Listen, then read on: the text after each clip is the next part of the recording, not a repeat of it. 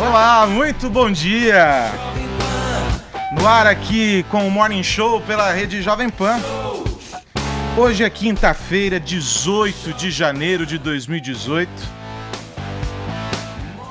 E nós vamos até às 11h30 da manhã com muita informação, atualizando para você tudo aquilo que está acontecendo no Brasil e no mundo. São Paulo complicadíssima hoje por causa da paralisação dos metroviários, trânsito complicado, os pontos de ônibus também bastante cheios, enfim, acho que quando tem uma situação dessa, a gente descobre como o sistema de transportes de uma cidade como São Paulo não é integrado, como não está na cultura da população conhecer as alternativas e saber que de repente há uma ou duas ou até 3 linhas de ônibus que poderiam facilmente cumprir aquele trajeto que você faz diariamente de metrô ou de trem ou de carro, enfim, há um desconhecimento. Do outro lado, os aplicativos também não ajudam muito.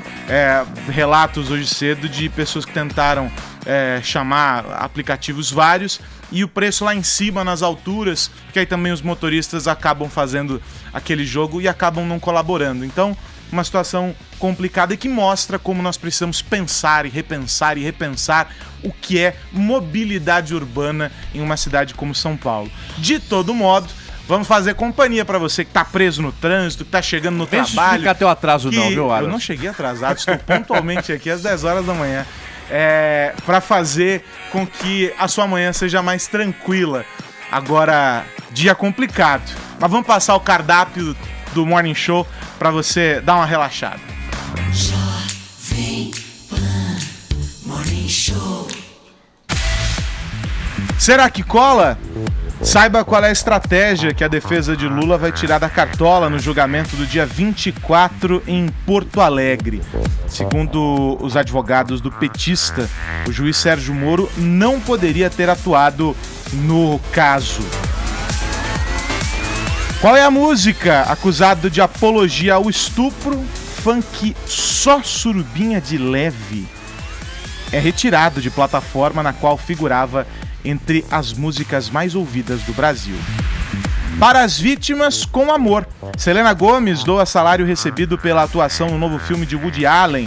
O dinheiro vai para o Time's Up, movimento que apoia mulheres que sofreram assédio e abuso sexual.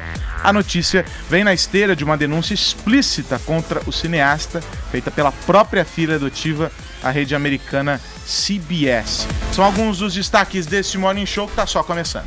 Jovem Pan Morning Show. Bom dia, Paulinha. Bom dia, senhor Carlos Aros. Estou muito animada nessa manhã. Animada? Demais. Por quê? Conta pra mim. Porque você sabe que temos uma nova personalidade no Twitter.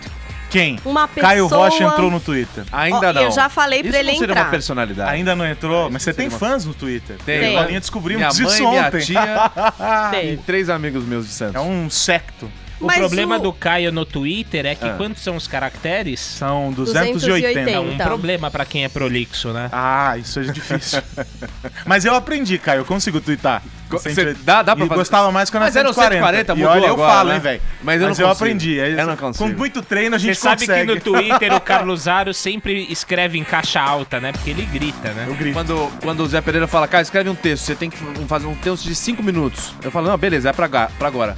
Caio, você tem que fazer em 1 minuto. Aí eu não consigo, porque coisa breve não é comigo. Mas enfim, personalidades, Paulinha. Olha, eu não sei se vocês já estão seguindo, mas eu, por exemplo, já dei o meu follow aqui em @Silvio Santos 011. Oi.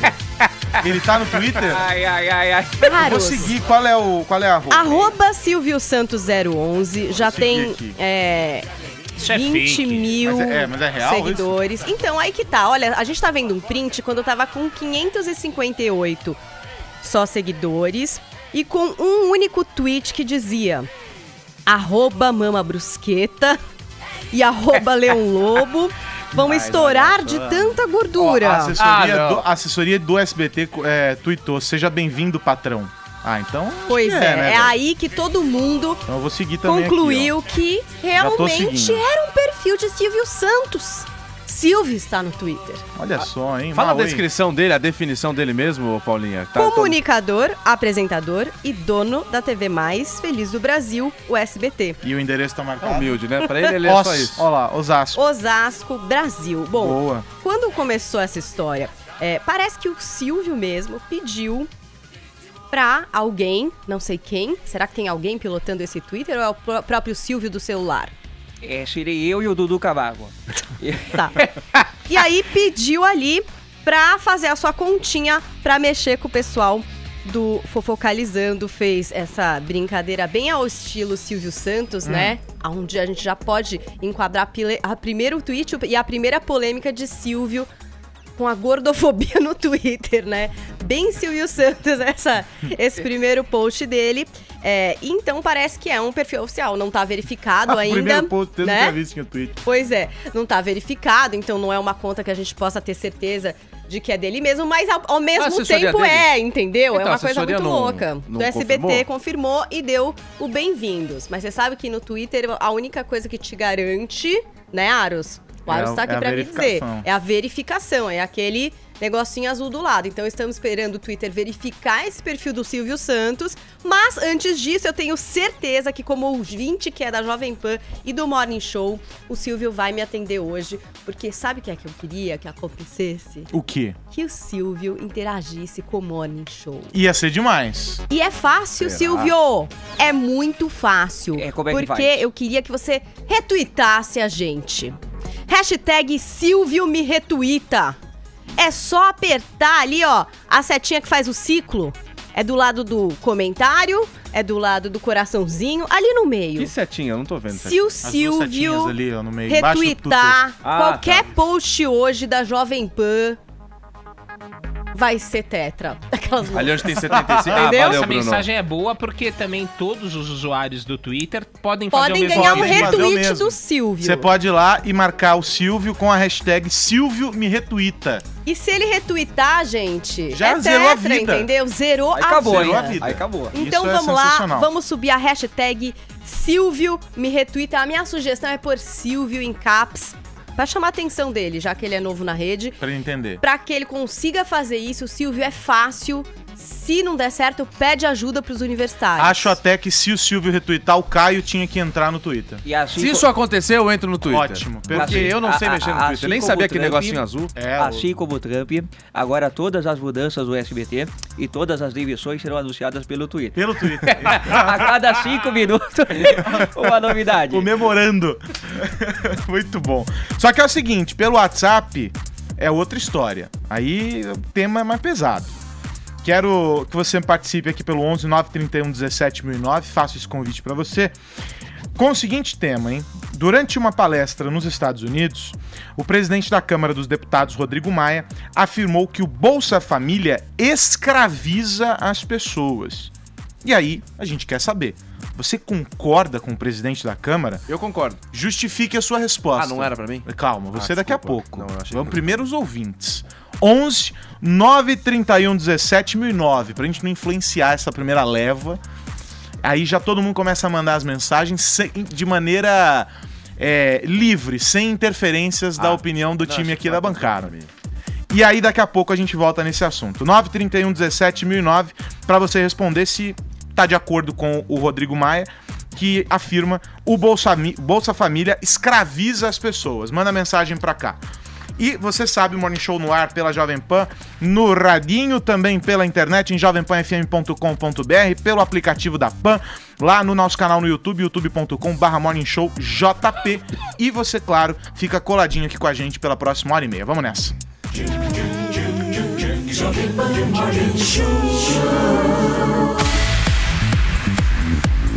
Bom, vamos abrir o noticiário falando de uma música que está causando muita polêmica. É um som que está reverberando por aí, causando discussões, provocando reflexões a respeito. Já tem ela aí. Então, daqui a pouco a gente ouve essa música. Mas acho que a gente já pode começar a discussão independente disso. Que faz com que alguns temas que estão bem quentes no nosso noticiário, né, Paulinho, sejam trazidos à tona por causa dessa música que estava bombando no Spotify. Explica pra gente o que é esse funk que foi, inclusive, removido da plataforma de músicas, que tem a acusação de fazer apologia ao estupro. Então, ia ser até complicado se a gente quisesse tocar aqui, né, Aros? A gente até optou por não tocar. A verdade é essa. Não vai achar música porque também não tem. Essa música aí apareceu quando, Aros? Às vezes a gente não fica sabendo, né? E eu aposto que tem mais de 10 milhões de funks com letras parecidas ou até piores. Mas, de qualquer forma, só Surubinha de Leve surgiu em dezembro. Mas agora, no começo do ano, chamou bastante atenção porque ficou em primeiro lugar num ranking do Spotify que eles chamam de Brasil Viral 50. Então, o que é o Brasil Viral 50? É assim, músicas que começam a ter picos de play e começam a ser compartilhadas ali dentro do Spotify, que também é uma rede social, né? As pessoas ali trocam dicas de música, colocam em listas e tal. A hora que acontece isso, todo mundo começa a ouvir e ouvindo, prestar atenção na letra. Eu não vou ler todos os versos aqui, vou ler um principal, que é o que fez com que as pessoas falassem dessa questão da apologia ao estupro, que diz: taca a bebida, depois taca a e abandona na rua, né? Entre outras coisas que são ditas aí na música. O Spotify tem uma política de monitorar conteúdo e não é a primeira vez que ele tira músicas da plataforma. No ano passado, ele tirou, por exemplo, músicas que exaltavam o neonazismo e a supremacia branca. E eles se colocam como monitores ali disso e até com a intenção de tirar conteúdos que incitem violência contra a raça, religião e sexualidade. Então, eles fizeram o comunicado deles e derrubaram a música. Desde dezembro, tava lá também no YouTube o áudio, né? Não era o videoclipe, era um áudio. E as pessoas, enfim, acabavam ouvindo a música aí. Já tinha 14 milhões de plays no YouTube. Esse vídeo também foi derrubado. Esse vídeo também não tá mais lá. E aí começou a rolar a polêmica, todo mundo comentando os versos, criticando a música, até algumas versões surgiram, né? Versões surgiram na internet como respostas a essa música. E a polêmica tomou conta. Ó, a gente até tá vendo um dos vídeos que tem mais de 1 milhão de plays, que são duas meninas que fazem versões na internet, que elas respondem à música. Vamos ouvir um pouquinho.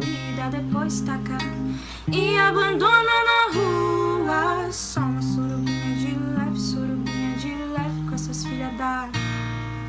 Taca a bebida, depois taca e abandona na rua. Agora vou te responder. Então vê se sente e escuta. Olha o que ela tem a dizer. Essa que tu chama de filha da. Pega a visão. Pra vocês já entenderem mais ou menos o contexto do que as meninas vão responder na versão que elas fizeram pro YouTube. Se você, inclusive, procurar só Surubinha de Leve, é esse o vídeo que você vai encontrar. Exatamente. Aí, o que a gente pôde perceber aí na discussão? Primeiro, o posicionamento do MC Diguinho, que é o autor da música, né? Então, primeiro, surgiu um tweet dele que eu fui procurar hoje, parece que estava apagado. Peguei um print que dizia: se a minha música faz apologia ao estupro, prazer, sou o mais novo estuprador. Apenas fiz a música da realidade que eu vivo e muitos brasileiros vivem. Viva a putaria!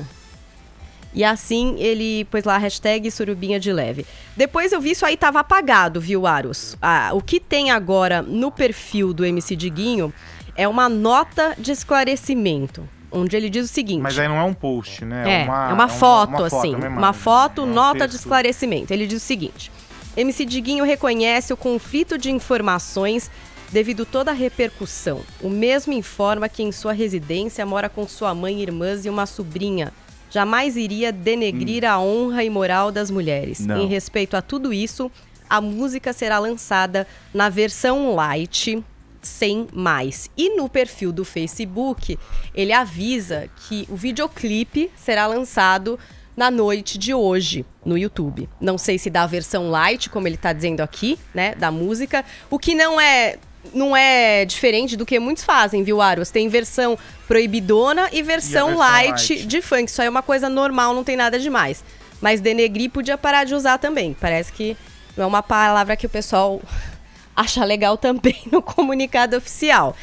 E eu não sei o que é que vocês acham disso tudo, gente. Eu só queria entender o seguinte, igual a essa, tem várias músicas de funk que também incitam, né, violência, incitam apologia ao estupro. Por que essa repercutiu dessa forma?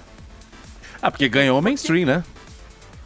Eu acho que a princípio chamou atenção por ter ficado em primeiro lugar nos virais, que é um chart que as pessoas acessam ali pra ouvir. Então talvez muita gente que não tenha contato com conteúdo de funk, por exemplo, eu conheço o que de funk?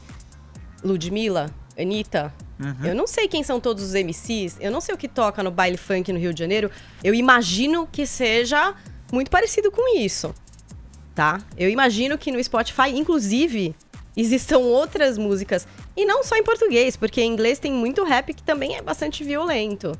Não sei se nessa analogia aí com, enfim, com estupro, mas tem muita coisa pesada também. Eu não sei o que é que vocês acham. A gente tem uma curiosidade mórbida, que é aquela curiosidade que faz com que gringos tentem subir a Rocinha em pleno auge dos tiroteios para ter a leve sensação de que está no meio armagedônico, onde o chumbo quente é trocado.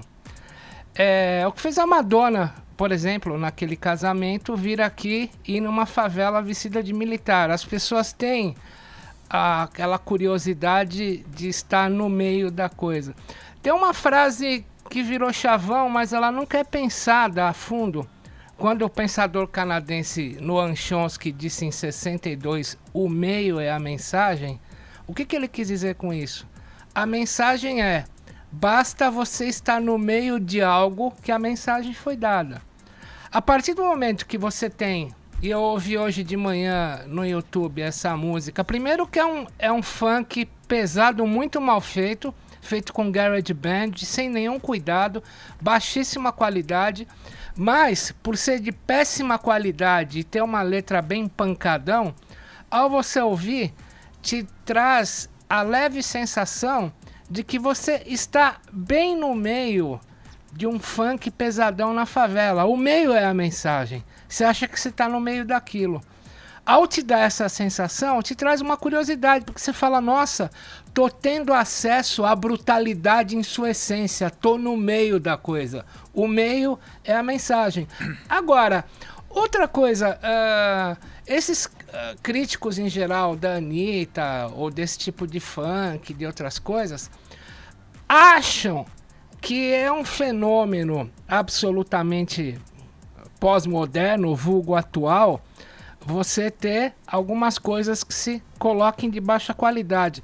Mas nos anos 80, no seu primeiro grande livro de ensaio, Umberto Eco, o finado ensaísta italiano, no seu livro Apocalípticos Integrados, ele já alertava o seguinte: desde as épocas da Idade Média, o povão teve vontade de ver anão com deficiência física, mulher barbuda.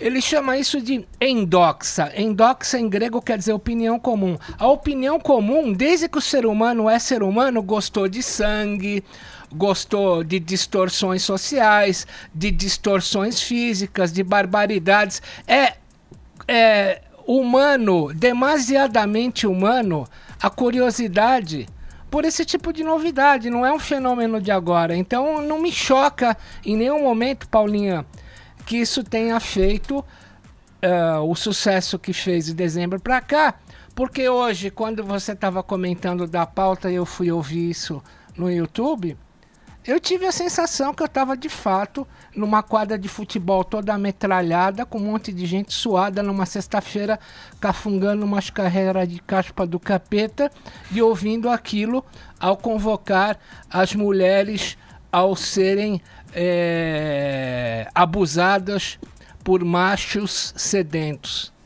Foi o que passou a sensação. Por isso que fez efeito. A sociedade é assim. O populacho gosta de mulher barbada e de anão deficiente. O povão é isso. Por isso que o Tarantino fez sucesso. Sangue atrás de sangue. Agora, Paulinha, o clipe vai ser lançado nessa Diz suposta versão light, etc. Não sei, eu tô imaginando. Porque se já derrubaram a letra da música, aí o cara vai fazer a mesma letra com um clipe pra essa letra. Eu tô meio com medo do clipe pra essa letra, né? Como é que vai ser esse clipe? Mas então, aí eu não sei como é que vai ser a condução, mas até era pra ter sido lançado ontem e no Facebook ele afirma que será na noite de hoje. Agora pelo Twitter informa de que teremos uma versão light da música. Não sei. Agora tem... O Acon me traz aqui a análise de um jurista falando sobre a tipificação do crime de apologia, que é o seguinte: é preciso, para tipificar o crime de apologia e tratar como alguém que está incitando a prática de um crime, temos que tirar a questão do terreno do bom e do mau gosto, do politicamente e do moralmente correto. Entender o que é previsto pela lei, que seria constranger alguém diante da violência ou grave ameaça a ter uma conjunção carnal. É uma letra de péssimo gosto, moralmente reprovável, mas não há crime aqui. Aí a fala da jurista Luísa Oliver, ela cita o artigo 286, isso aqui é para o Globo. Ela concede uma entrevista ao jornal O Globo. E aí eu quero perguntar para você, Tonho, ainda sobre essa questão, o seguinte: esse é um caso de uma música que foi removida da plataforma, que, enfim, com todas essas alegações. E o Vini lembrou bem no começo. Não é a única. Há muitas outras.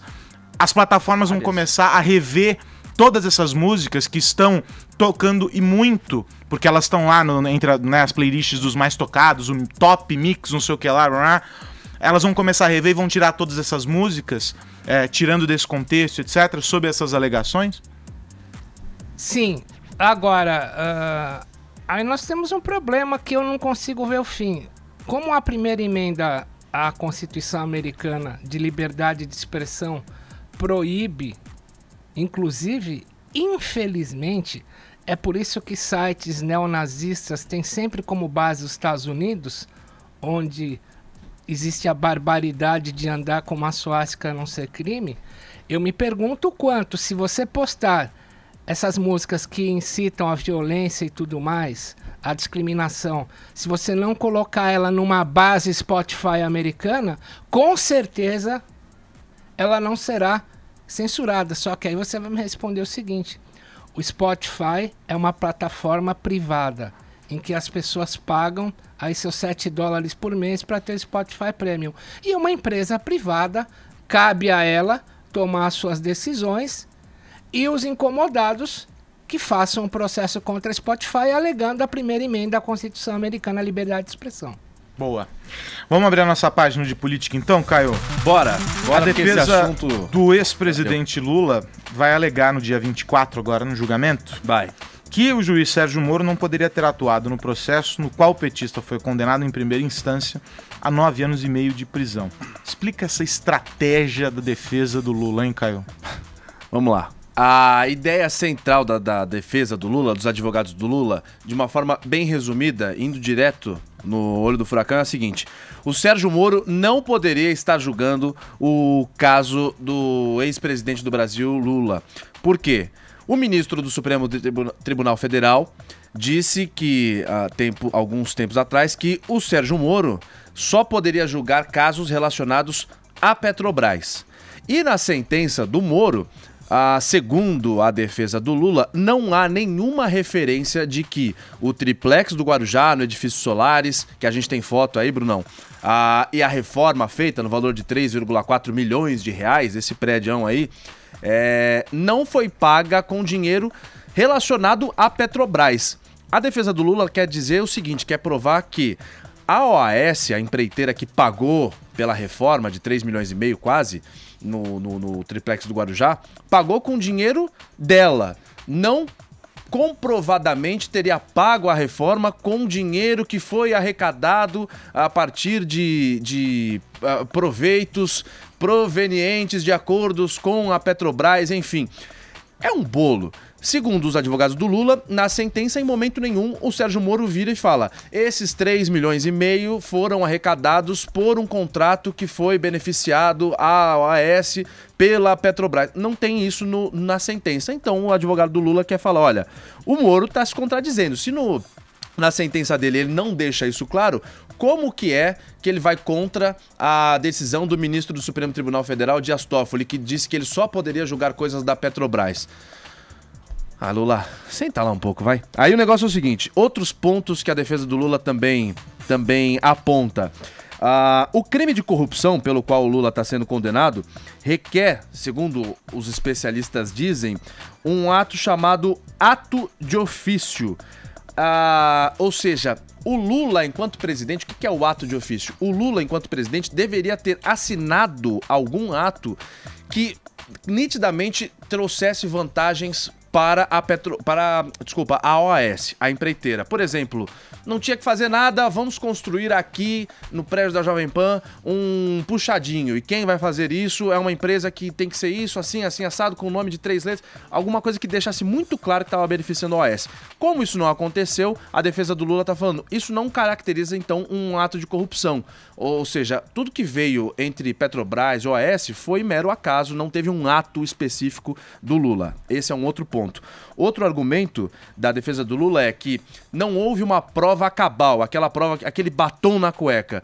O que está acusando o Lula, o que fez o Sérgio Moro, na primeira instância, acusar o Lula a 9 anos e meio de prisão por corrupção e lavagem de dinheiro, foram as delações do ex-presidente da OAS, o Léo Pinheiro, e de alguns executivos. Ou seja, a defesa do Lula está falando, delação é delação. O cara apertou, ele ficou com medo, ele delatou quem ele tinha que delatar, mas não tem uma prova, não tem uma fotografia do Lula assinando um cheque, não tem...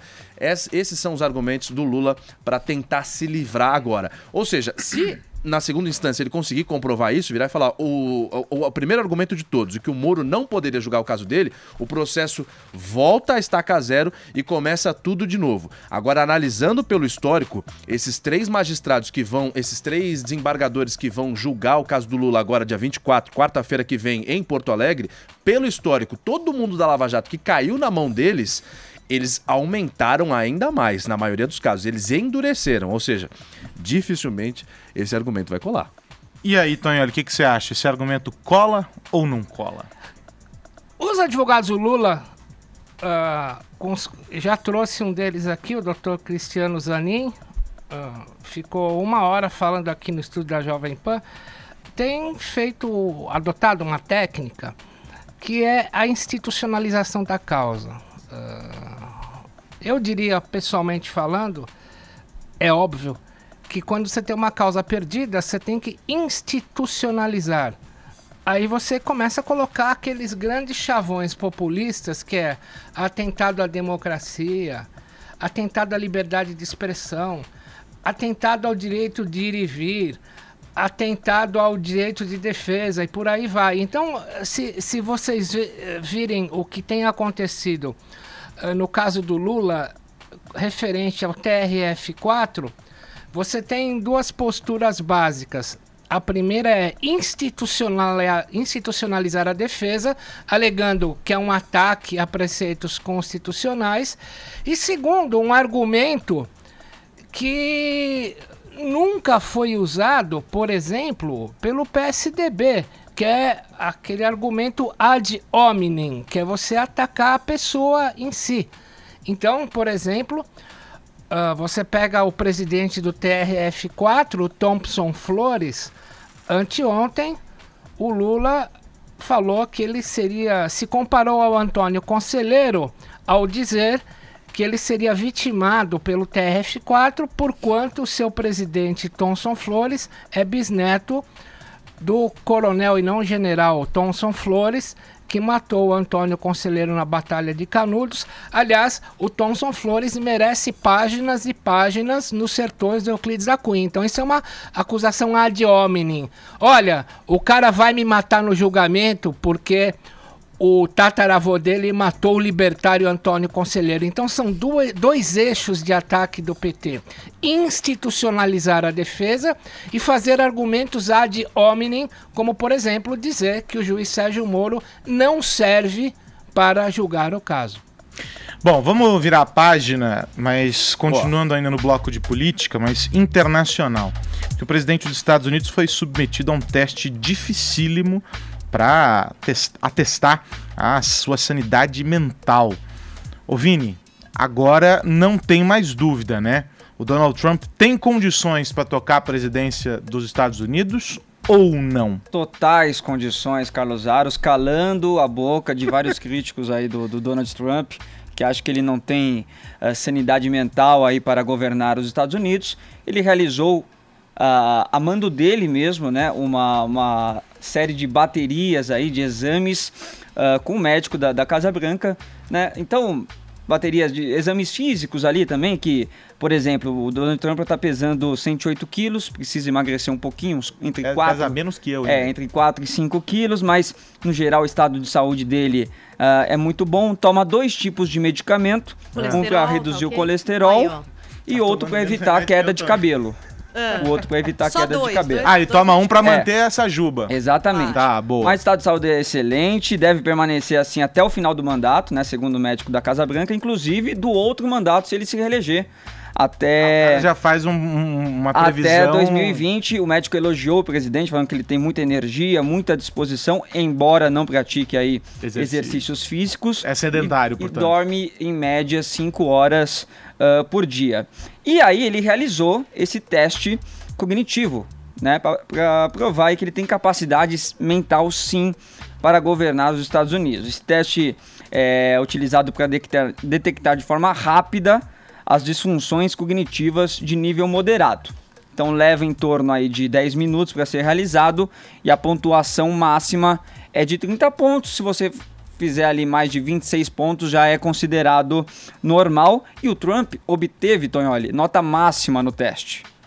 Nota máxima, 30 pontos, acertou tudo, né, de acordo com o médico da Casa Branca aí, que significa então que ele é mentalmente muito afiado e intacto. E ele está apto a governar os Estados Unidos. Ô Vini, Aros, queria lembrar que esse remédio que se toma para evitar a queda de cabelo, a finasterida, é um remédio que foi descoberto por pacientes que tomavam isso contra câncer. E se descobriu que crescia o cabelo quando você tomava. E a finasterida foi desenvolvida a partir dos tratamentos de câncer. Agora, o Trump tem um problema, a finasterida. Ela baixa o Bilal, viu? Eita! Ô, louco! Daqui a pouco a gente volta. Peraí. É bom falar isso pro Trump. Ô, Aros, só pra gente mostrar um pouquinho do teste. Tem detalhes do teste? Tem muito algumas bom. imagens Nossa aí do senhora, teste. Complexo, hein? Ali, por exemplo, Ligue os pontos. deu os nomes, aí tem a imagem de 3 animais. Leão, o rinoceronte, primeiro é uma camelo, vaca, o dromedário, segundo- não sei. 3 pontos pra você, Paulinha. Tá. Mas você ficou em dúvida no É, dromedário ou camelo? É o Eu acho que é camelo. É dromedário. um camelo ali? camelo. Mas só tem uma corcova. Então, aí você já ia fazer 1,5 ponto ou 2 pontos no máximo. Você não ia gabaritar Ô, como o Aros, Trump. antes que você vá embora, aqui pro nosso intervalo, eu queria lembrar que se falava que o George Bush, filho, tinha problemas mentais, e uma piadinha que os jornalistas americanos contavam é que pegou fogo na biblioteca dele. As labaredas consumiram 5 livros e 3 ele não tinha terminado de colorir. E aí, só pra fechar, Carlos Aros, ontem também o presidente dos Estados Unidos, Donald Trump, inventou um novo prêmio. Chamou Fake News Awards. Né? E aí Vai premiar a notícia falsa mais grave? As principais notícias falsas. Ele mesmo, né? Ele mesmo foi o jurado aí desse prêmio Fake News. Ele disse que 2017 foi um ano de viés implacável, cobertura de notícias injustas e até mesmo falsas novidades. Então, os vencedores do prêmio Fake News eleitos aí pelo presidente Donald Trump. Primeiro, Paul Krugman, que venceu até o prêmio Nobel de Economia e que participa ali do jornal New York Times, ficou em primeiro lugar porque Que honraria, hein? afirmou no dia da vitória do Trump que a economia nunca se recuperaria. E o Trump está mostrando o contrário. Em segundo lugar, o jornalista da ABC News, o Brian Ross, suspenso 4 semanas após ser obrigado a corrigir uma notícia sobre o Michael Flynn, ex-assessor do Trump. Em terceiro lugar ficou a CNN como um todo, porque informou que o Donald Trump e seu filho tiveram acesso a documentos pirateados da Wikileaks. E aí vai, Time, Washington Post, são 10 eleitos ali pelo Donald Trump no novo prêmio que ele inventou, o Fake News Awards. Mas tem premiação em grana? Ele vai pagar pra esses caras? Vai dar uma medalha? Vai dar um troféu? Eu acho que ele poderia, né, Caio, convocar um evento ali. Fazer uma cerimônia, medalha de honra, né? Lógico, tem que ter. Seria bacana. Bom, depois disso, não restam dúvidas. Que ele está... Né? Tá tudo certo. Mentalmente. Mas só que a gente dividiu o tópico Donald Trump em duas partes. Então a gente volta a falar sobre o Donald Trump daqui a pouquinho aqui no Morning. Mas vou girar sabe o que eu achei curioso? O quê? Que o Trump tá mentalmente mais capacitado que a Paulinha que errou ali, que animal. Pois é, porque eu fiquei em Não, dúvida eu entre também. camelo e A dromedário. gente não ia gabaritar. O Trump Pois toma é, menos meu. remédio que eu, pesa menos que eu, tá muito pior do que eu. Eu não poderia ser presidente. Tá vendo? Ô, Aros, eu não São sei, as mas eu coisas. acho que ele tem um pouquinho mais na conta também do que você. Há muito mais. Não sei se isso, muito mais. disso eu não tenho Isso é dúvida. tranquilo, não precisa nem averiguar. Bom, vamos girar o assunto, Paulinha, pra você explicar pra gente por que a Selena Gomez agora é mais uma das atrizes que tá doando o próprio cachê e dessa vez a grana que ela ganhou atuando no novo filme do Woody Allen. Explica essa história porque, enfim, já tá se arrastando há algum tempo, né, esse lance com o Woody Allen. Esse filme é Rainy Day in New York, que é o próximo filme do Woody Allen que será lançado. É o filme do qual a Selena participa. Então, ela resolveu doar o cachê dela e uma graninha a mais para o movimento Time's Up, que apoia as vítimas de assédio sexual, né? O protagonista, que é o Timothée Chalamet, ele também doou o cachê dele para 3 instituições. A Rebecca Hall e o Griffin Newman, que também são desse filme, tomaram a mesma atitude. E tudo porque, Aros, a gente sabe, é uma história antiga. Desde 2014, a Dylan Farrow, que é filha adotiva do Woody Allen, numa carta aberta, denunciou que ele teria abusado dela quando criança. É sempre importante ressaltar que não existe nenhuma queixa criminal contra o Woody Allen a respeito disso, porque na época as autoridades investigaram, parece que até ali a instituição que cuida do bem-estar infantil, e esses investigadores concluíram que Dylan Farrow não teria sido abusada sexualmente. Por que esse assunto voltou à voga? Porque com o movimento Time's Up, a Dylan se manifestou, querendo dizer, tudo bem, a hora é agora de falar, mas eu já falei há tanto tempo e o que eu disse não surtiu nenhum efeito em relação à carreira do Woody Allen, da forma como que aconteceu com o Harvey Weinstein, né? Ele continua fazendo seus filmes, continua conseguindo acordos, inclusive com a Amazon, né? Empresa com a qual ele tem um acordo aí bastante substancioso em dinheiro. Grandes atores continuam trabalhando com ele. Então, voltou muito à voga. Ela também falou sobre isso num artigo publicado no Los Angeles Times. Então, defendeu toda essa história de que, nossa, tá todo mundo falando sobre isso, mas por que ninguém me ouve? Faz mais de 20 anos que eu conto a mesma história. E ninguém acredita em mim, ninguém toma uma posição em relação ao Woody Allen. Ninguém se recusa a trabalhar com ele, as atrizes continuam, né? Lá. Tem esse lado, e a gente já ouviu até depoimentos, né, Paulinha? Você mesmo me contou outro dia sobre como algumas dessas atrizes, quando questionadas, ficam numa saia justa, né? Porque, poxa, é um grande cara, é um nome ali do cinema, tá colocado como um dos grandes diretores, e tem essa questão, e aí elas ficam em cima dessa fronteira. Ficam numa saia justa, a verdade é isso? essa. A Oprah reuniu um monte de, enfim, atrizes importantes para falar sobre o Time's Up, e na ocasião ela até leu esse tweet da Dylan Farrow, ao qual, por exemplo, a Natalie Portman disse: eu acredito em você, Dylan, eu acredito. E hoje de manhã nos Estados Unidos, o CBS This Morning está exibindo a primeira entrevista com a Dylan Farrow, a primeira vez que ela vai lá pessoalmente e fala sobre esses assuntos. E apenas a chamada dessa entrevista, que passou no começo da semana agora, já mobilizou muitos outros para se manifestar, porque é muito difícil quando você vê a vítima falando, né, Aros? Assim, tudo bem, não tem nenhuma queixa criminal, não conseguiu se provar nada, é como se ele não tivesse feito nada. Mas aí quando você vê a narrativa dela e a emoção e tudo isso, acaba tocando outras pessoas. E a forma como isso desestabilizou a família, né? Fez, enfim, houve uma série de situações ali que mostram o quanto é um ponto delicado para eles, Eu muito acho embora que não tenha sempre que havido a gente tá investigação. falando disso, aí, às vezes aqui no chat falam, você está acusando o CEO. Eu não tô acusando o CEO de forma alguma. Acho que ele tem todo o direito de se defender, o Woody Allen tem direito de se defender, o Harvey Weinstein vai ter que se defender.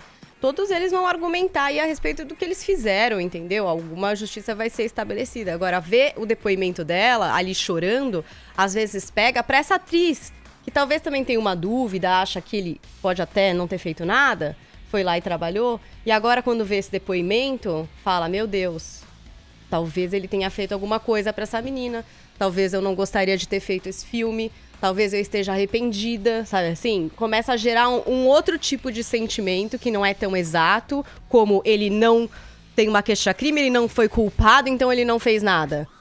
Então é uma coisa um pouco preocupante. E o que ela diz é exatamente isso. Eu só posso esperar que as pessoas me ouçam e, quem sabe, alguém acredite na minha história. Porque ela sente que as pessoas desacreditaram dela esse tempo todo, entendeu? Eu tô sem o link aqui, mas eu quero só reforçar a indicação da leitura de um artigo publicado no El País. Eu não sei se ele foi publicado na versão em português, mas o título dele mais ou menos dizia o seguinte: como você separa o gênio e o monstro.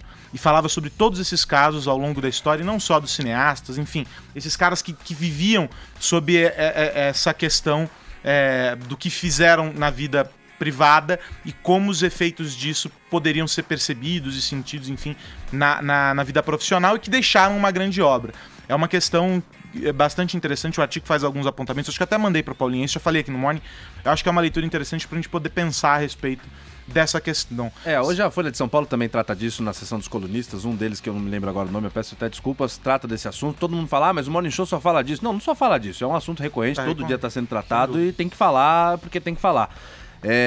Também trata disso, é um assunto que ainda vai dar muito pano pra manga até entrar realmente na cultura. Não foi o Contardo Caligares? A coluna do Contardo. Foi ele mesmo, exatamente. Isso mesmo. Ele trata desse assunto também. Bom, vamos fazer uma parada aqui no Morning, 10h42, horário de Brasília. Situação complicada hoje nos transportes em São Paulo, com essa paralisação dos metroviários. O Fernando Martins, logo cedo, junto com o Vinícius Custódio, com o Thiago Muniz, enfim, com todo o time de repórteres da PAN, acompanhou essa situação. Você circulou pela cidade, pelas estações. O que você encontrou pelo teu caminho e qual é a situação nesse momento, Fernando? Aros, em primeiro lugar, prazer estar aqui no Morning Show, viu? Muito bom estar aqui. Toda vez que eu apareço no Morning Show, cresce a audiência. Cresce a audiência. Lá no Ligado? No Ligado. A gente te chamou porque você tá sempre ligado na cidade, né, Exatamente, aqui assim, tá lá. Bom trocadilho. Pois muito passou. O que acontece? O que eu encontrei, Carlos Aros, muita gente irada, brava. Muita gente pé da vida, para falar o português claro. Porque, olha, as pessoas disseram que foram pegas de surpresa, porque só à noite que a Assembleia decidiu... Tá aqui do meu lado, ó. Ficou sabendo por alguém, sabendo pela minha namorada ontem, em quase 10 horas da noite. Pois é, as pessoas hoje, eu cheguei 4h45 na estação da Sé, e as pessoas, poxa, mas ainda não abriu, tá atrasado, será que aconteceu alguma coisa? Aí os seguranças do metrô, não vai abrir. Como não vai abrir? Pô, aí o que eu faço? Eu preciso ir pra tal lugar, porque a Sé concentra uma situação. Ela é a conexão, né? É a conexão. Tá no meio da integração. Exato, e ela é muito usada, sobretudo para desembarque, né? As pessoas vêm de vários locais e saem ali da Sé, procuram os ônibus, enfim. As pessoas estavam muito bravas por conta dessa situação, dessa falta de informação e... Depois que encontravam as estações fechadas, iam procurar os ônibus também lotados, cheios de gente, uma situação extremamente complicada. Agora, começou a melhorar um pouco. Às 6h30 da manhã, a estação da Sé abriu porque algumas partes das linhas 1, 2, 3 e 5 voltaram a funcionar. Como é que tá agora, para quem está nos ouvindo? Linha 1 azul, entre Ana Rosa e Luz, está operando. Linha 2 verde, entre Paraíso e Vila Madalena, está operando. Linha 3 vermelha, entre Tatuapé e Marechal Deodoro. Abriu esse trecho agora, Belém-Tatuapé, estava fechado até agora há pouco. Portanto, Tatuapé até Marechal Deodoro. Linha 5 lilás, o trecho entre Capão Redondo e Adolfo Pinheiro continua funcionando. E a linha 15 prata, que é curtinha, aquela do Oratório, essa está totalmente paralisada. A linha 4 amarela, curiosamente, a linha que é concessionada à iniciativa privada, funciona normalmente. É o que o próprio governador Geraldo Alckmin disse, né? Isso só comprova que a paralisação mostra a ineficiência, a ineficácia. E que os ouvintes do Jornal da Manhã hoje cedo, falando os comentários todos que nós colocamos no ar hoje cedo no jornal, mostravam a indignação das pessoas, dizendo, olha, isso só prova o quão dispensáveis vocês querem se tornar.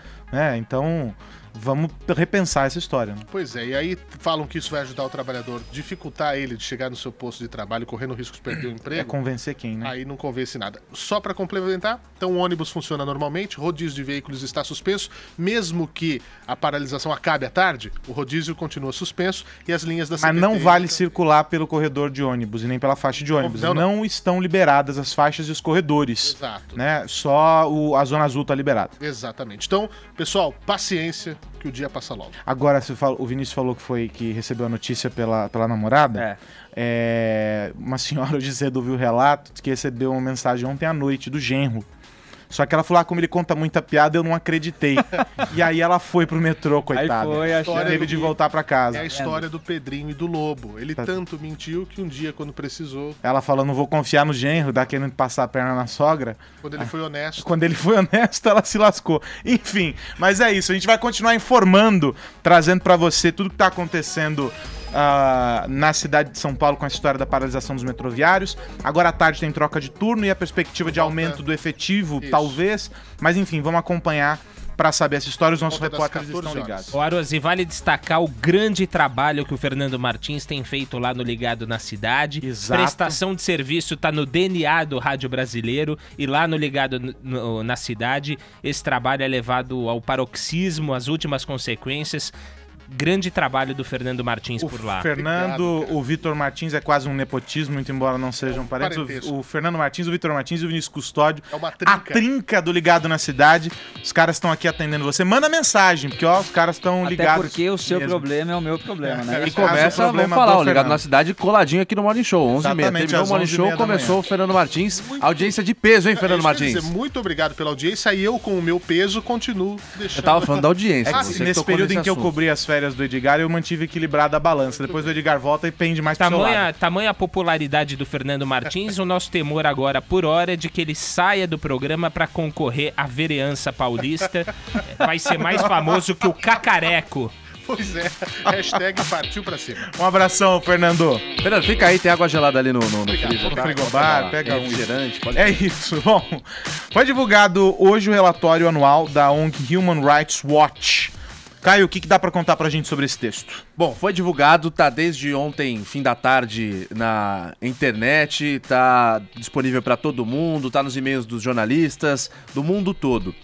O relatório ele já tá na 28ª edição dele, no 28º ano dele, feito pela ONG bastante respeitada, Human Rights Watch, mais ou menos uma tradução livre, Observatório dos Direitos Humanos. Fica ali de olho o que cada país, das principais nações, fazem para garantir os direitos humanos.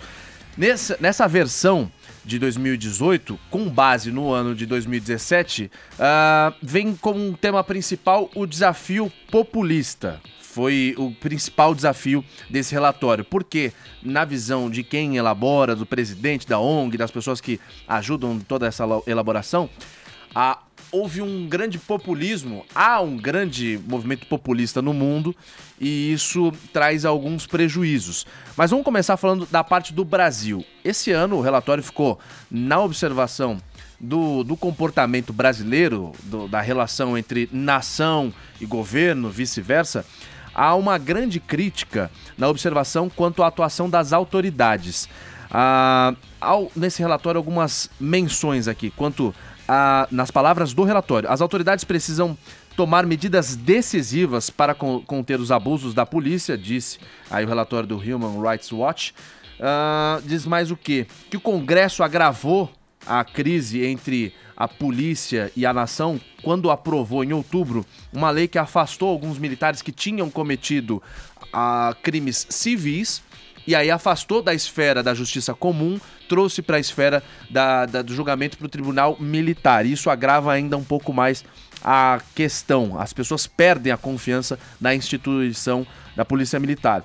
Fala que as agressões da polícia militar nas pessoas também faz a discussão se acender ainda mais. As pessoas não confiam na polícia. O relatório mostra que a polícia precisa ter um jeito de se conectar com a população, porque as pessoas, a sociedade, são um dos principais canais para ajudar a polícia a exercer o papel dela, que é de abaixar violência, criminalidade e tudo mais. Só que quando a polícia agride, mata as pessoas sem fins justificados, isso acende ainda mais a discussão, porque as pessoas não confiam na polícia como uma parceira e sim têm medo dela. O que mais?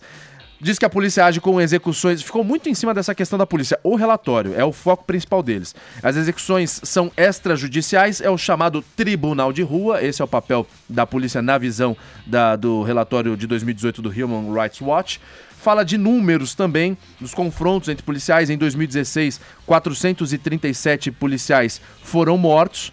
Mas no Brasil inteiro a polícia matou 4.224 pessoas. Aponta o dedo também para a questão da lei da Maria da Penha. Segundo o relatório, a lei é incompleta. Que mais? As delegacias se fecham aos fins de semana. Os casos são indevidamente investigados. Em 2016, mais de 24 mil jovens estavam internados nas fundações casas, daí por diante. Isso é 24% a mais do que a capacidade de todas as casas de internação brasileiras. Fica muito apontando essa questão do crime, da violência no Brasil. E fala muito do populismo. Que caso a gente pode pegar para exemplificar esse populismo? O Human Rights Watch, a ONG, está fazendo uma pressão, principalmente Brasil e Argentina, para que se tomem medidas para pressionar a Venezuela a esquecer a Assembleia Constituinte, o governo de Nicolás Maduro deixar essa história de ditadura. Eu estou simplificando bem a linguagem, óbvio, né? A questão da Venezuela tem preocupado bastante, sobretudo a América do Sul, e essa questão do populismo engloba todo esse assunto, e a ONG pressionou o Brasil nessa parte, falando que isso é uma onda mundial e que tem preocupado muito a questão dos direitos humanos, já que o populismo fere muito o direito de ir e vir, já que para pender para uma ditadura é um passo, e aí usa a Venezuela como exemplo. E, bom, depois desse resumo do Caio, Tonholi, focando no Brasil, de que maneira o populismo tem se expressado? Como é que você faz essa análise? Talvez a melhor definição de populismo é quando você confunde as razões de Estado, ou como dizem os franceses, raison d'État, com as razões do indivíduo. Você quer dizer para o indivíduo que ele é tamanha parte do Estado que tudo que o Estado tomar como iniciativa vai indesviavelmente favorecer o indivíduo, quando a gente sabe que é muito o contrário. A gente tem, antes de chegar no caso brasileiro, o Hitler, quando chegou ao poder por eleições democráticas, ele falava em alemão um termo Lebensraum, que era o seguinte: vou invadir tudo que é país para eu poder fazer com que o território em que o alemão respire ar seja o mundo todo. Ele traduziu isso como Lebensraum. E os babacas daquela época começavam a acreditar que você apoiar um esforço de guerra absolutamente inútil e que levou ao Holocausto seria uma forma de você ampliar a quantidade de ar que um indivíduo poderia respirar. Você confunde uma razão de Estado com a razão do indivíduo. Se você trouxer isso para o Brasil, uma das escolas de sociologia mais importantes que a gente teve no final dos anos 60 para os anos 70 é a escola do Fernando Henrique Cardoso, e tem um texto muito interessante que ele escreveu com a também socióloga Maria Benevides, em que ele chamava de bonapartismo civil. O que é bonapartismo civil? É a forma brasileira de populismo. O que é bonapartismo civil?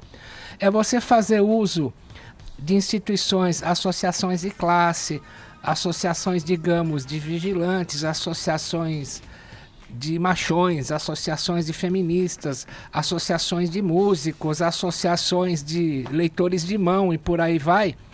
Você fazer uso dessas associações e mascará-las sob um interesse de Estado. É mais ou menos, isso é o bonapartismo civil. É um populismo no qual você usa entidades de classe para contaminá-las com a razão de Estado.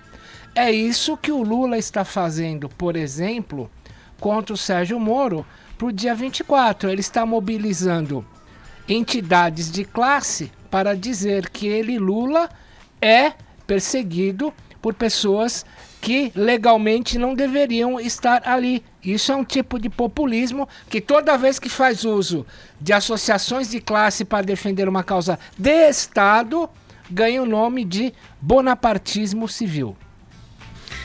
Bom, vamos voltar a falar rapidinho. Na verdade, nós temos 30 segundos. Eu vou empurrar para o próximo bloco, porque senão vai ficar muito espremido. Já faço convite para você mandar mensagem para o nosso WhatsApp, respondendo a pergunta sobre a fala do Rodrigo Maia, que falou que o Bolsa Família escraviza as pessoas. Você concorda com isso ou não? 11 931 17 1009. E tem a nossa tag bombando lá, hashtag Silvio me retuita. Manda mensagem pra gente, participa aqui do Morning Show. Oi. Daqui a pouco a gente vai mostrar o que aconteceu com essa nossa proposta no Twitter. Eu tô só esperando. Vamos revelar o que aconteceu nas Imperdível. Você que nos acompanha nas redes sociais já sabe. Já sabe. Aí eles avisam, eles estão alertas. As redes já estão mobilizadas, mas segura aí, Bruno, não vamos revelar o que aconteceu. O ouvinte e aquele que nos assiste apenas saberá logo mais. Você que já está no nosso squad, já está lá com a tag, já sabe o que aconteceu. Teremos novidades, é isso? Hashtag Silvio me retuita. De hora em hora o Twitter. Até mais. Então vamos lá, 11 em ponto, horário de Brasília. Vamos continuar aqui com o Morning Show nesta quinta-feira. E Paulinha, quero lhe fazer uma pergunta importantíssima. Silvio Santos, o patrão, já interagiu com a nossa hashtag? Olha, eu tô aqui emocionada. Muito, né? Porque não é que ele retweetou a gente. No duro? Ah, vá. Isso ele não fez. Sabe o que ele fez? O que ele fez?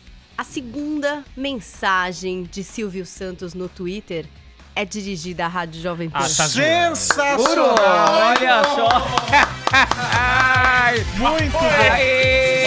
Senhor Silvio Santos. Silvio, leia pra gente a mensagem, Silvio. Logo no começo do programa. Mas peraí, Paulinha, antes explica o que a gente propôs na nossa... Tá, a gente pediu Silvio me retuita, né?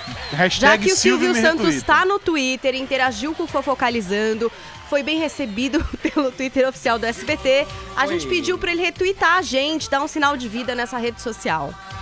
E aí, o que aconteceu há 38 minutos me fez chorar aqui nos bastidores. Paulinha emocionadíssima, Silvio Santos disse: a voz embargada. estava ouvindo no carro e agradeço a referência que vocês da Rádio Jovem Pan fizeram. Um abraço a todos, hashtag Morning Show, hashtag Silvio me retuita, provando que ele sabe usar o Twitter com e um emoji de joinha. cara. Vai! Melhor que retweetar. Muito melhor. Silvio! Acabou. Não sei, lacrei pra vida. Agora Tá pra baixa sempre. essa palma, eu achei. Pô, é o Silvio Santos, cara. O maior comunicador desse país. Silvio, leia, por favor. Silvio, a mensagem. Eu estava ouvindo no carro. Ai, Pazinha, vai. E agradeço a referência que vocês da Rádio Jovem Pan, a rádio número 1 do Brasil, fizeram. Um abraço a todos, hashtag Morning Show, hashtag Silvio me retuita. Aê. Muito bem bom, bolado. Muito bom. Bom, então, depois Era disso, isso que vocês zeramos queriam? a vida. Era isso. Era isso, mas isso? você pode continuar se comunicando com a gente sempre. Tá certo. Ô, Carlos Aros, você que tá comandando esse navio aqui, podia então, já que o Silvio nos ouve, como provou aí a mensagem dele, convidá-lo pro Morning, né? Silvio tá mais do que convidado. O Silvio, que vale lembrar, tem um episódio importantíssimo aqui na rádio. Ele é ouvinte da Jovem Pan, acompanha diariamente o Jornal da Manhã. acompanha o Morning Show, enfim, acompanha aqui a programação da PAN, tem uma identificação com a história, tá mais do que convidado, Silvio, para vir até aqui os nossos estúdios, para participar do Morning Show, não como uma entrevista, porque não dá, né? Não é entrevista. Pra monopolizar Você esse será o programa, Silvio. Como é que é a hashtag? Hashtag até Silvio porque- Santos no Twitter? Como é que é? É, porque você vai tá ter bem que ligado, entrar, né, hein? Caio? Tá bem Não, é ligado, porque eu hein? tô colocando aqui no Instagram. Ah, o Tá Silvio bem Santos com ligado. 86 anos Sabe tá mais retweetar adiantado que você, você, Cara, Caio. eu descobri hoje que aquele negocinho, aquela bolinha azul lá é porque é oficial. Como é que é? É a vida. Eu não gosto disso. Eu vou chorar, cara. Não, eu não sou ligado. Arcon, Não. Olha, corta as gorduras do programa. cara, Mas alguém pode me falar? Hashtag de verdade. Hashtag Silvio me retuita. Tá bom, Continue obrigado. interagindo, porque hoje a gente vai dar prêmio. Tem que dar! Não, hoje e tem vai prêmio. Ser pro Silvio Santos Deu a louca o no prêmio. Barras de ouro e barras de ouro? Em aviãozinho. Bom, muito bom. Valeu, Silvio. Um abração pra você. Um abraço. E de volta à política. O presidente da Câmara dos Deputados, Rodrigo Maia, criticou durante evento em Washington as políticas sociais do lulopetismo e disse que o Bolsa Família escraviza as pessoas. O deputado afirmou o seguinte: criar um programa que escraviza as pessoas não é um bom programa social. O programa bom é onde você inclui a pessoa e dá condições para que ela volte à sociedade e possa, com suas próprias pernas, conseguir um emprego. Segundo Rodrigo Maia, o Bolsa Família gera dependência e atrela as pessoas ao Estado. E aí, Tonholi? Aplaudo de pé o que ele acabou de falar. E para você entender o Brasil, você tem que pensar num cara que nos anos 20 do século 20, chamado Max Weber, um cientista político alemão, escreveu um livro chamado A Ética Protestante e o Espírito do Capitalismo. Ele fala, gente, que só países protestantes conseguiram ficar ricos primeiro, porque qual é a ética protestante? O Estado é o inimigo, eu não quero nada do Estado. 2, eu só conquisto as coisas na vida através da tríade trabalho, sacrifício e realização. E não quero nem Estado, nem padres, nem reis, nem burocratas, nem políticos interferindo na minha livre iniciativa. Portanto, essa ética protestante individualista, aquela que o Trump chama de do it yourself, ou faça você mesmo, essa ética protestante fez com que as pessoas andassem com as próprias pernas. Qual o contrário da ética protestante? Foi o combate à ética protestante que a Igreja Católica fez, sob o nome de Contra-Reforma Católica.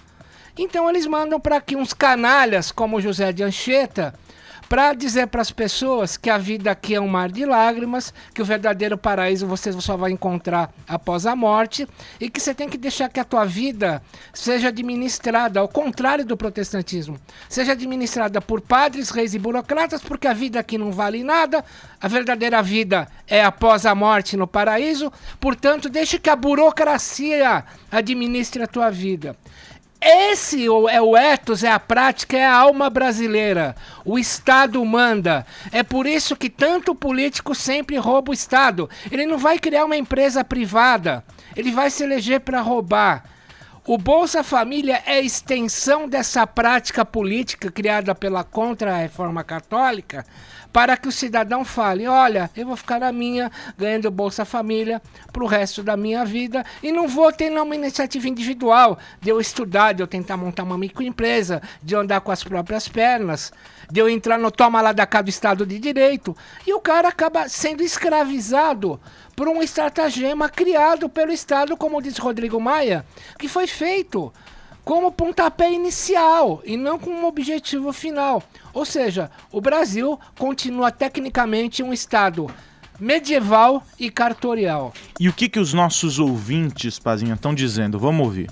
Bom dia, Morning Show. Aqui é Luiz Paulo de Alvinlândia, interior de São Paulo.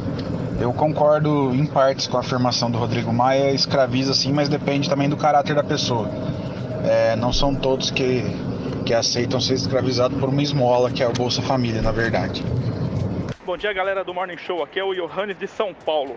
Eu concordo sim que escraviza e faz ainda com que eles vivam uma vida de miséria, porque não tem para onde crescer com esse salário que eles recebem. Hashtag falei.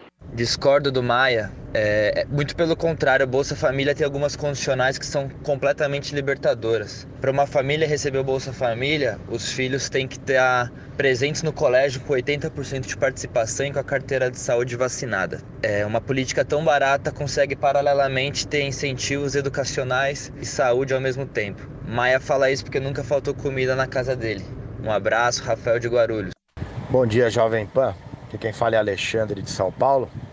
E eu concordo aí. Pelo menos nisso eu concordo com o Maia. Eu acho que o Bolsa Família escraviza mesmo.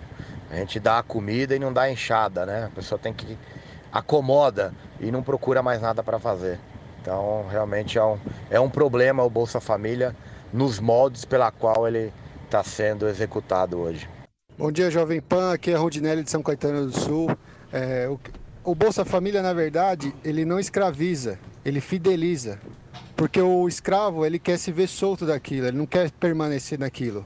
Enquanto que, quando ele é fidelizado, a pessoa quer permanecer com aquilo. Essa é a diferença, então a palavra está errada. Bom dia. Feito o registro, muita gente participando, deixando a opinião. Você também tinha opinado mais cedo, Caio. Eu falei para não influenciarmos os ouvintes, agora manda lá. Não, mas o pessoal falou já mais ou menos o que eu acredito também. O Bolsa ontem eu até ataquei um pouco a esquerda, até depois fiquei pensando, não deveria ter usado uma expressão tão forte.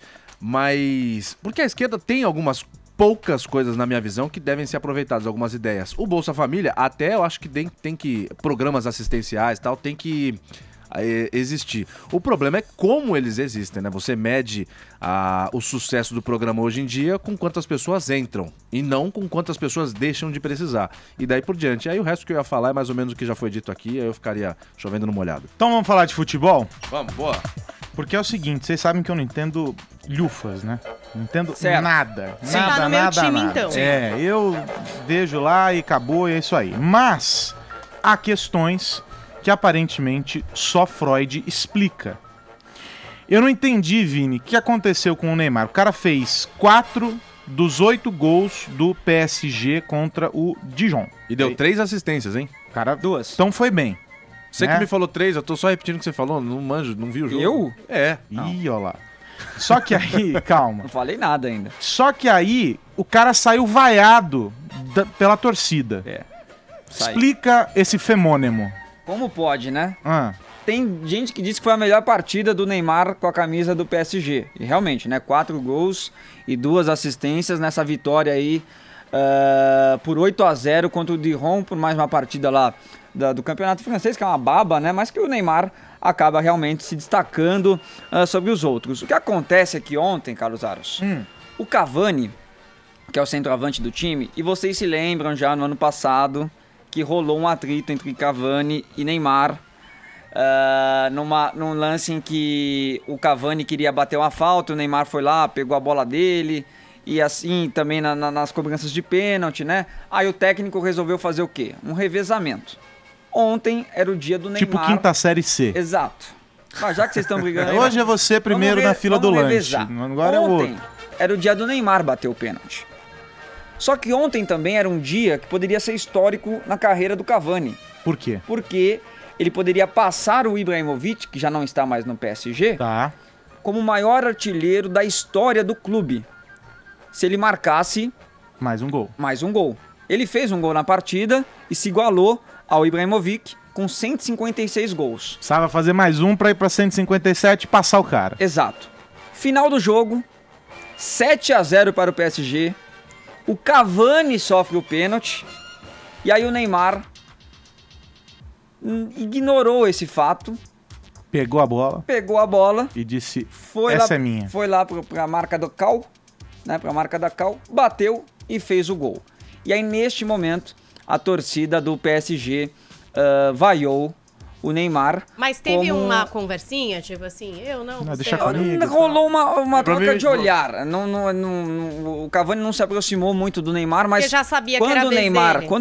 Quando o Cavani se levanta, o Neymar já tava com a bola ali, já tava levando, então o Cavani simplesmente deixou. Neymar fez mas os sons.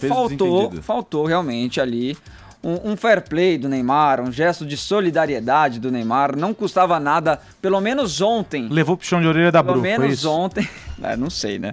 Pelo menos ontem, ter deixado o Cavani bater esse pênalti e ter feito história, né? E entrar pra... Ele vai conseguir fazer mais esse gol. Mas ontem, pô, uma vitória de 8-0 com o gol do Cavani, se tornando o maior artilheiro da história. Aí que acabou levando as páginas dos jornais franceses foi isso. Um gesto egoísta do Neymar, né? Como o Nilson César diz, né? Olhando para o próprio umbigo. E eu conversei com o Nilson hoje de manhã e perguntei: Nilson, dava para o Neymar ter sido mais solidário, Nilson? Tem vídeo aí do Nilson? Cadê o Nilson? Olha lá. Rapaz, dava. Aliás, é uma das coisas que eu critico no Neymar, sabe, Vini? É o seguinte, você tem que ser um cara de grupo, né? As coisas funcionam se você trabalha por grupo. Ele só vê a coisa no aspecto individual. A história é a seguinte, o Cavani marcaria 157 gols. Ontem ele igualou o Ibrahimovic, que é o maior artilheiro da história do PSG. Ontem ele igualou com 156. Se ele batesse o pênalti que ele sofreu, marcaria 157 e seria manchete nos jornais de hoje. Aí o Neymar falou, não, hoje é meu dia de bater pênalti, que eles têm um revezamento lá entre o Neymar e o Cavani, que é o técnico que faz essa determinação, que determina esse revezamento. Mas eu achei que ele foi muito individualista. Aliás, esse é o grande defeito do Neymar. Só pensa nele, olha só pro umbigo, muito pouco pro grupo. É isso. E o que não tiraria a brilhante partida que ele fez ontem, né? Ele teria feito lá os seus 3 gols, suas 2 assistências e ainda teria sido reverenciado. Olha só, Neymar deixou a picuinha de lado e deixou o Cavani lá. Tem uma picuinha. Tem. Eles não se dão. Não se dão mesmo. Isso fica claro, né? Depois desse episódio. Se fosse outra pessoa no lugar do Cavani, Neymar deixaria o cara bater.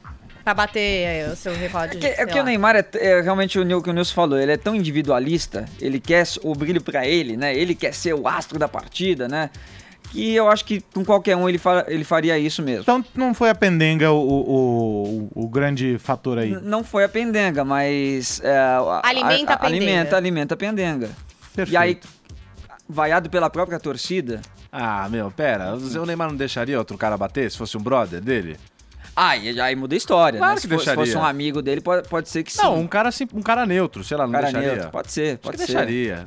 É que, não sei, o Neymar não me ligou pra falar. Não mandou? Não mandou nada. É aquele que ficou pensando. Vamos pensar individualmente, se fosse você, Aros, se fosse não você, estaria em campo. Se fosse você, eu também nem estaria em campo. Mas eu falaria assim, se fosse meu brother, beleza, vai lá abaixo. Se fosse um cara que, eu não sei se eles têm treta, você tá falando que eles têm, mas se fosse um cara que eu sou tretado, eu ia falar, vai fazer o nome em outro jogo, bicho. Na minha vez, não, vai te catar. Esse negócio já tem que ser bonzinho, humilde. Tem que ser pra ficar bonito na vida. Mas tem hora também, a gente é humano, né? É de carne e osso. Tem uma hora que você fala, vai. Bom, a gente tá partindo do princípio que eles têm bastante bode um do outro, né? Tem. Então, aí já começam as especulações, né? Do Neymar sair do PSG pra ir pro Real Madrid. Enfim. Gente, mas acabou de chegar, não? Eu penso assim. Desculpa, Caio, você é vingativo. Sou. Bom, então vamos fazer uma parada, vai. 11h22 agora. Já não sei mais onde eu tô. Cinema. É isso. Quinta-feira é dia de falar sobre as estreias do cinema. Paulinha, faça a apresentação do cardápio. Farto. Olha, hoje tem um filme que muitas pessoas estavam aguardando. É o Me Chame Pelo Seu Nome, de um italiano chamado Luca Guadagnino. E é um filme que traz uma relação polêmica, Aros, entre 2 caras. Um garoto de 17 anos, um estudante, e um jovem de 24 anos. É um menino que está passando ali o verão na Itália, na casa dos seus pais, e que se vê encantado pela chegada de um pesquisador que vai para lá para ajudar o estudo do pai. Uma história de romance entre 2 pessoas que polemizou bastante, principalmente por um desses integrantes aí do casal ser menor de idade, né? Ter 17 anos. O filme tem um quê de brasileiro, sabia? Ah, é? Porque uma produtora paulista, que é do Rodrigo Teixeira, financiou parte dessa produção. Então, caso ele seja reconhecido no Oscar com algum prêmio, por exemplo, de melhor filme, a gente pode ter brasileiro subindo para receber a estatueta. Vamos ver como é que vai ser Hollywood, se eles vão receber bem, né? Porque a temática do filme não é tão fácil. A gente também tem a estreia de Sobrenatural, A Última Chave, 4º filme da franquia Sobrenatural, que é considerado uma das melhores de terror que tem, né? A gente vai ter, claro, que a presença da protagonista, que é a doutora Elise Rainier, que é interpretada pela Lynn Shay. Ela que é uma sensitiva, ela que investiga esses casos sobrenaturais. E, em especial, dessa vez, a gente vai descobrir mais sobre a infância dela. Porque o caso que acontece no Novo México é na casa em que ela teve as suas primeiras visões. Então, muito suspense aí e ainda sendo considerado um ótimo filme, apesar de ser o 4º numa sequência. E aí eu queria ver com vocês, juntinhos agora, o trailer de Mecanismo. A gente tá falando de uma série, a série da Netflix, que é estrelada pelo Selton Mello, um projeto do José Padilha, mesmo de Narcos, de Tropa de Elite, né? E que vai estrear no dia 23 de março. Então a gente já tem a data da estreia de O Mecanismo. Eles descrevem assim, ó: grandes escândalos são feitos de pequenas engrenagens. Inspirada no maior escândalo de corrupção da história do Brasil, é hora de desvendar O Mecanismo, a nova série brasileira original, estrelada por Selton Mello. E a gente tá vendo aí as primeiras imagens desta série da Netflix, que vai bater aí nos eventos da Lava Jato, mas sendo uma história paralela, né, Aros? Parece que não vai ser literalmente o que aconteceu ali, mas uma história relacionada. Vamos aguardar a estreia, então, em 23 de março, de O Mecanismo na Netflix. E aí, rapidinho, convido só pra gente fazer uma linha, Caio. A síntese da síntese da síntese sobre o Donald Trump, o livro Fogo e Fúria, que pode parar nas telas da TV e do cinema. Você falou, é isso. Tem esse plano já. A Endeavor Content comprou os direitos para adaptação, mas ainda não soltou nenhuma informação sobre qual canal vai veicular ou como vai ser essa série. Mas o livro, que tá dando o que falar sobre os bastidores da Casa Branca, vai virar uma série de TV. Fechado. E aí, Paulinha, vencedores? Olha, a gente tem um vencedor hoje aqui no Twitter, e eu acho que não poderia ser diferente. A gente vai dar o prêmio pra Silvio Santos. Qual é a arroba dele? Arroba Silvio Santos 011 levou o kit do Morning Show, e eu não sei se a gente não descobre um jeito especial de entregar isso. Não sei. Essa é apenas uma ideia. Vamos pensar. E aí, Vini? Aqui, Rafael, vencedor pelo WhatsApp. Rafael ganhou pelo WhatsApp. Perfeito. Acabou o Morning Show de hoje. Amanhã às 10 da manhã tem mais. Um abraço pra você. Hashtag partiu pra cima. Jovem Pan Morning Show.